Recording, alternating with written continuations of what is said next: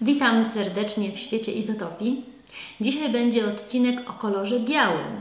Dlaczego minimaliści wybierają ten kolor? I specjalnie dla tego odcinka poprosiłam mojego znajomego, żeby udostępnił mi swoje wnętrza, bo to jest taki super przykład właśnie koloru białego w minimalistycznych wnętrzach.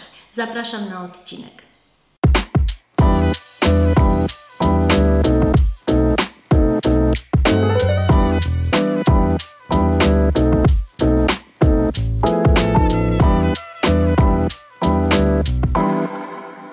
W psychologii kolorów biel jest symbolem czystości, niewinności, a także odnowy, nowego początku.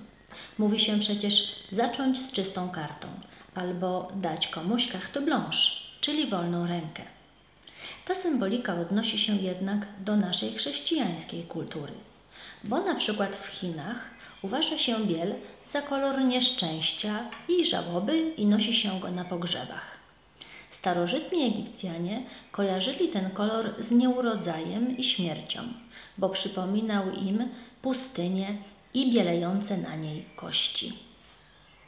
Rozmaite badania marketingowe wykazały, że tylko 2% ankietowanych wybiera biały jako swój ulubiony kolor i częściej są to mężczyźni niż kobiety. Największą niechęcią kolor biały darzą osoby po 50 roku życia.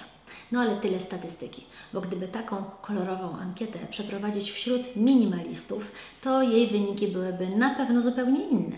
Wystarczy spojrzeć na blogi, na konta na Instagramie, na Pinterest o tematyce minimalizmu i od razu widać, że biały króluje tam niepodzielnie. Jeśli chodzi o kolor biały we wnętrzach, to optycznie powiększa on przestrzeń, rozjaśnia i doświetla. Dlatego skandynawski design, gdzie światła w ciągu roku jest mało, wykorzystuje go najczęściej. Stwarza to wrażenie czystości i pozwala też tę czystość utrzymać, no bo brud na kolorze białym jest szybko widoczny. Dla tych, co nie lubią sprzątać, to zresztą może być minus. Plusem minimalistycznych wnętrz jest też to, że szybko się je sprząta. Białe ubrania czy pościel wymagają częstszego prania, co moim zdaniem wychodzi ich użytkownikom na dobre. W domu mojego gospodarza są 2 zmiany pościeli. Jedna w praniu, druga na łóżku. I tak samo jest z ręcznikami. Kolejną zaletą takiego białego wnętrza jest to, że można go łatwo, tanio i szybko zmienić. Wystarczy dodać odrobinę innego koloru w dodatkach i już całość nabiera innego charakteru. Gdyby to było moje wnętrze, to ja dodałabym na pewno tutaj kolory zielony w postaci świeżych roślin, ale mój gospodarz należy do typu minimalistów, którzy walczą z ograniczeniami i kto by się tymi roślinami zajmował pod jego nieobecność.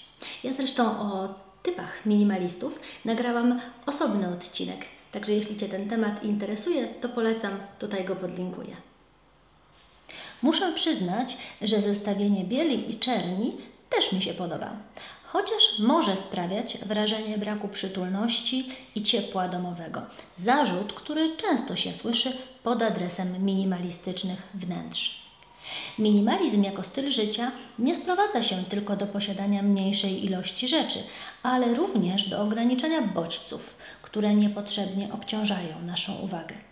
Kolor biały, moim zdaniem, wprowadza taki spokój i eliminuje nadmiar bodźców.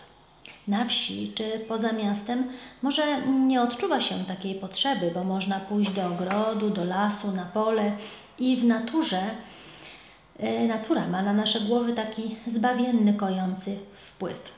W mieście, a w szczególności w dużych miastach, taką oazą często jest tylko nasze mieszkanie. Więc takie nieprzeładowane wnętrza plus zieleń na balkonie są często jedynym sposobem na odpoczynek od hałasu, kurzu, pośpiechu i stresu miejskiego życia. Utrzymanie całego mieszkania w jednolitej białej kolorystyce sprawia wrażenie takiej jednej większej całości, zamiast dzielić przestrzeń na mniejsze oddzielne pomieszczenia. Myślę, że wiele osób uznałoby takie wnętrza za nudne, zimne i nie do życia, ale ja mam zupełnie inne odczucia. Ja w takich wnętrzach cudownie odpoczywam. Nic mnie nie przytłacza i nie rozprasza niepotrzebnie mojej uwagi. Myślę, że wiele osób, które wybierają minimalizm, czują podobnie jak ja. Ciekawa jestem, jakie jest Twoje zdanie na ten temat. Ja osobiście lubię kolory, zwłaszcza w naturze. Kolorowe łąki i ogrody zawsze mnie zachwycają. Lubię też oglądać kolorowe witryny sklepowe czy świąteczne dekoracje, a na ulicy często zawieszam oko na kolorowych strojach przechodniów. Lubię to wszystko, ale nie w moim własnym domu. I tak z przyjemnością wracam do mojego minimalistycznego wnętrza. I tutaj, w tym białym wnętrzu, też bardzo dobrze się czuję. A w jakich wnętrzach Ty najlepiej odpoczywasz?